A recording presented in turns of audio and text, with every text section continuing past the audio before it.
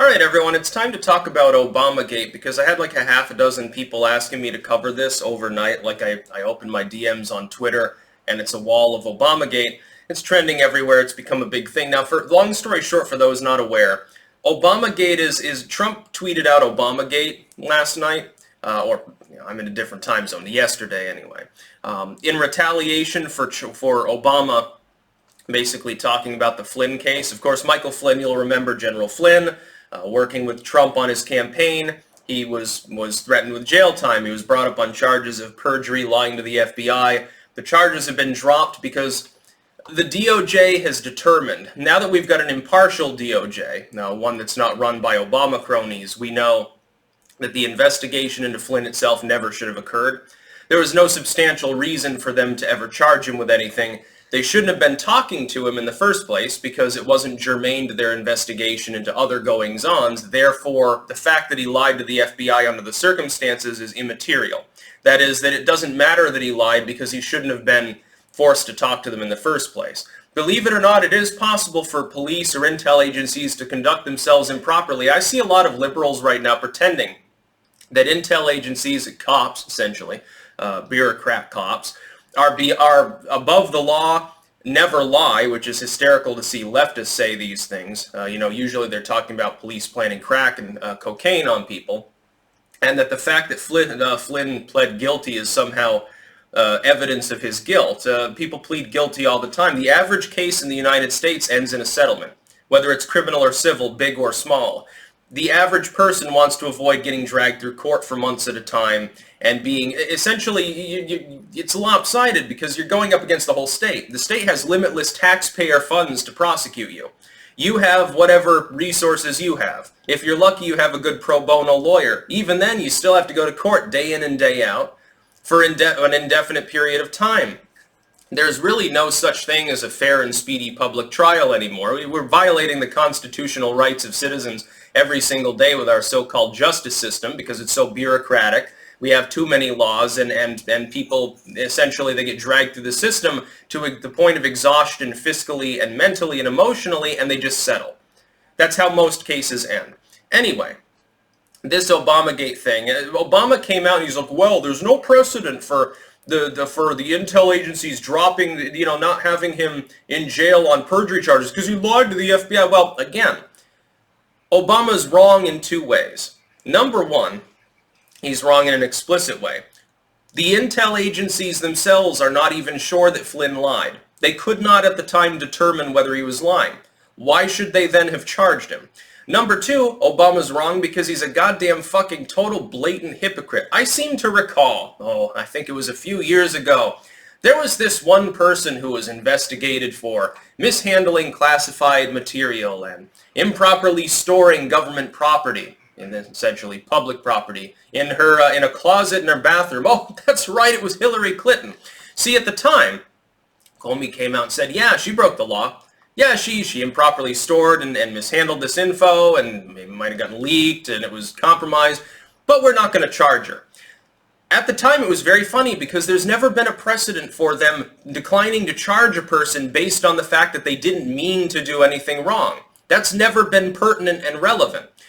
In Flynn's case, therefore, it's very funny to see Obama, of all people, who was basically a get-over-it, nobody cares about your damn emails Democrat at the time, a la Bernie Sanders, literally spoken in the debates against her, which is very funny. That's also why he lost, because he refuses to question anyone with a D after their name.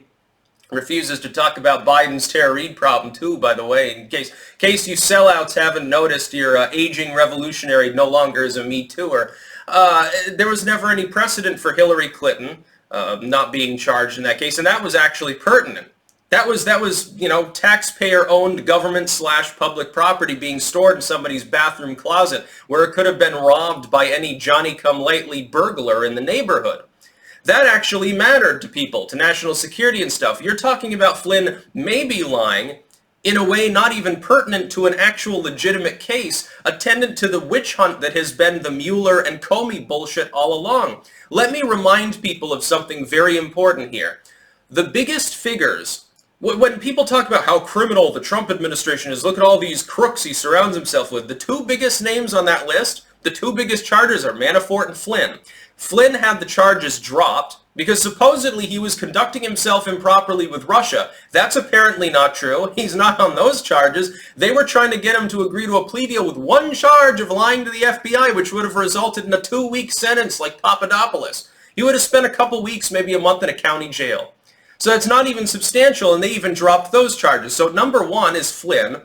He gets off scot-free. They don't even know that he did anything wrong. And number two is Paul Manafort. Paul Manafort, the campaign manager initially for Trump. The problem is that those charges stem from stuff from the 2000s. They have nothing whatsoever to do with Trump or his campaign. It was back in the Bush administration. Obama wasn't even president yet. Obama still had jet black hair at the time. He wasn't turning into a silver fox yet. He was like in his 30s when that happened. How the hell does it? Neither of these things are bad for the Trump presidency. So Trump comes out and he says #Obamagate. Now, is this meaningful? I mean, in a political or legal sense. Politically, yes. Legally, no. In the legal sense, Obama's not going to go to jail. Yeah, of course he's corrupt. He probably did directly command these things to happen in order to try to kneecap Trump. The idea is that all of these various investigatory things are just a witch hunt. I happen to agree. None of the charges there are substantive and related to Trump. You have charges that are substantial unrelated to him, like Manafort laundering money back in, 2006 or so. And then you have charges that kind of relate to the Trump presidency or campaign, but that don't matter, like Papadopoulos, a count of lying to the FBI, 2 weeks in jail. I'm sorry, but that's not a meaningful crime, and I don't give a fuck about the fact that Papadopoulos did so. It doesn't matter. Those are the two groups that encompass all of these charges.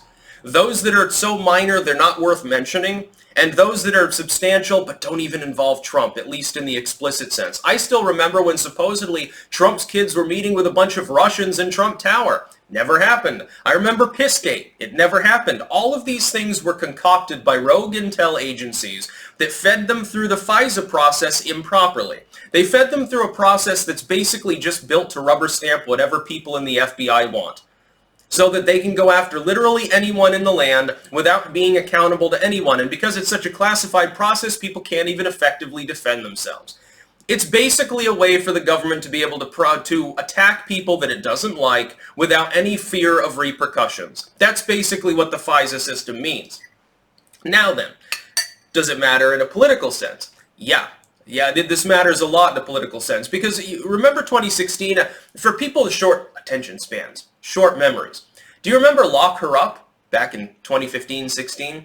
Lock her up, lock her up. You remember when Trump would lead people in frenetic cheers for jailing his political opponent? How, by the way, how angry that made the legacy media. Oh my God, he's going to start pillorying Hillary, and he's going to usurp the government and become a dictator. It's terrible. He's like Hitler. You remember that? Did he lock her up? No, of course not. Never even a real investigation. But it riled people up. It got them excited. And people have short attention spans. I see him getting excited for Obamagate.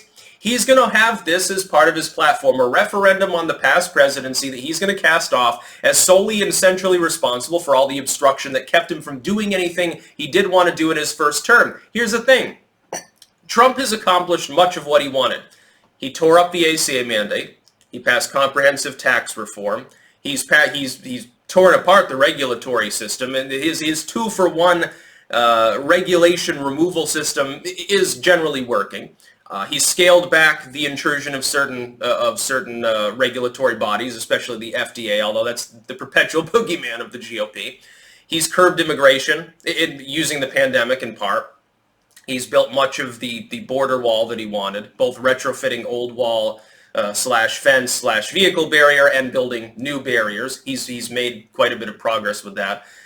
All of this through obstruction. The things that he hasn't done, he hasn't completed the border wall. He never got his second round of tax relief, and he never finalized the China deal, although he did get the USMCA finally through.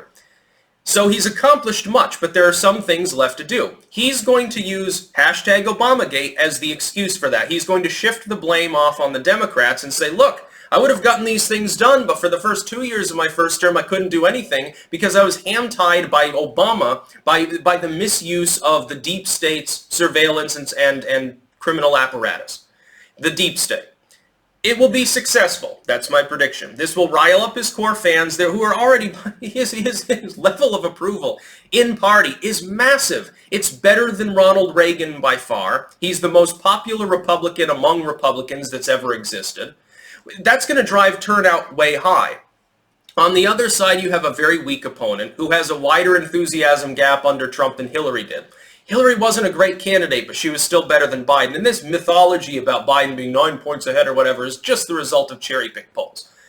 Not rigged, just cherry-picked. You take 10 polls, you're going to get 10 different numbers. The legacy media and Biden always choose the one that looks the most rosy for them and parrots it ad nauseum as though it was the real number. Use an aggregate. Biden's about 5 points ahead.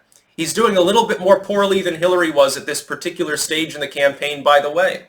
Despite the fact that he's already put away the race, he's the one person in politics who managed to get Bernie Sanders to sit one out and shut the fuck up. Much respect to Biden, by the way, for managing to get that accomplished. He's the only one who can. Now, of course, he still rambles on Twitter all the time, but you notice that Bernie has taken a sideline sort of position. There's a reason for that. There's a reason he's in the second tier of proxies for Biden at the moment. But this is meaningful politically only insofar as it will solidify Trump's core support and drive turnout higher. Obamagate will become the next lock her up. It'll become a rallying cry for people who will see there are problems in government and now they have something to actually focus on as a target. And that gives them a motive, a reason to turn out and to use the ballot box to lash out at the system that they feel is oppressing them and preventing the president that they want to be in office for another term from doing his job. It's meaningful in that sense, but it's not legally meaningful. Now, Obama's not going to get thrown in jail. He's not even going to get investigated. It's not going to happen. Trump is good at strategy. He's not stupid.